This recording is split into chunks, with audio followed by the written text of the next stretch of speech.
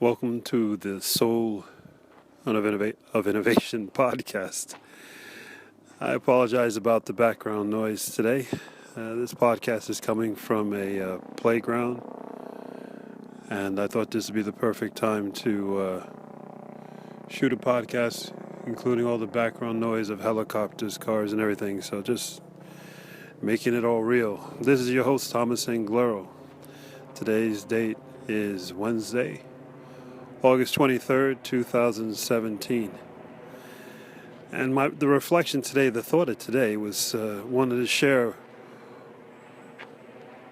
was based on a meeting I had this morning with a CEO of a consulting company that's started in Silicon Valley, based in Silicon Valley, and has had tremendous success with some of the largest IT companies in the U.S. over on the West Coast. I won't name it because I didn't ask for her permission to reveal her name and the company's name, but let's keep privacy to privacy. So irregardless, we had a wonderful talk. We had a wonderful chat. And what she said a statement that was quite interesting. She said that for the last 15 years, she's providing consulting services to these companies and taking them to the next step, which means that they had the traditional business model of providing services, selling things that are come in a box, and that's it. And then advancing those people to them providing service contracts. Ooh, really exciting, innovative. And now these companies say, you know what, we want to move to the SaaS model, right? Subscription model. We no longer just want to sell boxes, we want to sell subscriptions. We want to have long-term value, and we want to have a closeness with our customer after they did the other model for the last half a century. Fine, it's absolutely fine, great. She's now expanding her business to the Nordic countries, and what she found out was that here, that thought is just beginning. While in the U.S. they've been doing this for many, many years, right? Service SaaS models are known all over the place, and it's not only the hot thing, it's just the given. That's what you are moving your business model, revenue model to. So my question is this. If Europe is so laggard behind, some countries ahead of others, but in general, just not the Nordic countries who are usually taken or are statistically more advanced in innovation and taking risk. Why is that? We being all CEOs, leaders, and managers, including you and myself, we all read the web, we all read the latest news articles, we stay informed, we follow all the latest buzz, everything. So why is it we all have the similar sources of information, similar inputs, similar reactions, right? Because we're reacting to other people's reactions, and that's what we talk about to our colleagues, and that's what we talk about in meetings when we try to articulate ourselves to be sounding very important and intelligent. That's what we try to do. So why is it that some places or some people are laggards, are behind? I think that comes from, and I have talked about this before, and I will continue to talk about it. It comes from the sense of the fact that we are so comfortable from where we came from, what we've been doing, and that to change that is really, really uncomfortable. But today, it is so easy to launch a company, especially on the internet, if I could use that horrible statement. And as long as you have a web address on the internet and you have connected, say, PayPal or any of these online payment services, Visa, whatever, it's so simple to do, especially if you use WordPress. These are just simple plugins. It's absolutely not a no-brainer. You can always go onto YouTube and they'll teach you how to do it for free. You have thousands of people every week launching global companies.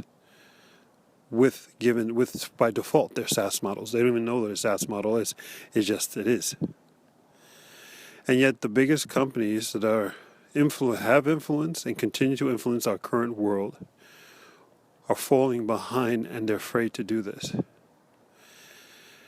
This is one of the most disruptive times, this being 2017, for not just businesses, but I think really for people. This whole complaints that people have about millennials, and there are a lot of complaints about millennials, I think they don't understand that they're actually pissing them off. Because that group, in a very quick amount of time, could shift the whole dynamics of importance of brands. Where does the money flow? And the money will flow to within their own community. Think of that, where they're only buying from other people who are like them. What happens to the largest brands all over the world? And who gets to blame? I'm not predicting. I'm telling you that's already happening. Look at, of course, and I'm sick of everybody using this, but look at Airbnb and Uber, the whole sharing community thing. That was what's the expression? The canary in the coal mine? And is getting larger and bigger. Neighborhood dog, he didn't like me talking.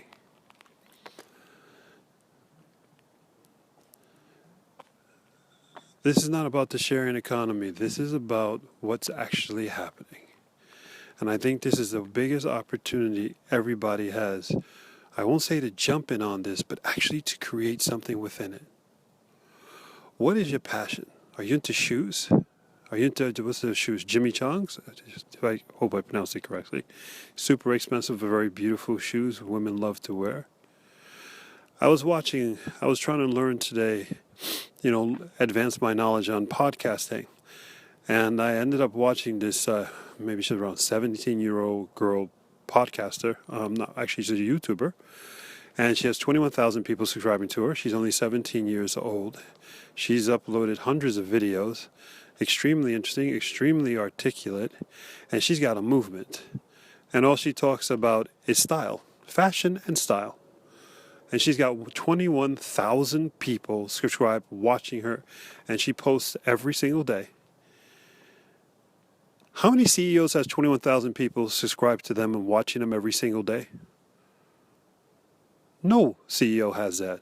Maybe except for Elon Musk and those elite few. So let me flip it around to make it more profound. How many 17-year-olds that you know that have 21,000 people waiting for them every single day to upload something, to talk to them? How about we simplify it? And let me ask you this. Do you have 21,000 people every single day waiting for you to talk to them? That thought process was crazy a long time ago. Today is called just expressing your passion and love for what you are into. And there are thousands of people, there are tens of thousands of people who are into it. As soon as corporations figure this out, when I say corporations, I'm talking about people like you and people like me and people in your office and the person in the cubicle next to you, the guy in the farm next to your property. It's no longer this big ambition. It's just, you know what, I'm into this and I want to tell the world. And that's the business model. And from that, this girl's doing quite well. She's funding herself. She doesn't have to get a job. Her job is YouTube. She makes revenue on that. She has a good living. There are hundreds, maybe thousands of people like her. And they're not going to graduate school. They don't need to. They could probably teach in the old school graduate schools. They have a recurring revenue that's actually growing. They're doing what they love. How many people are 50, 60 years old and just waiting for a time to start doing what they love? And this 17, 18-year-old girl is doing it already. And she has no plans on changing it. And then she's got 21,000 people who will make sure she doesn't. Today's reflection on the Soul of Innovation podcast.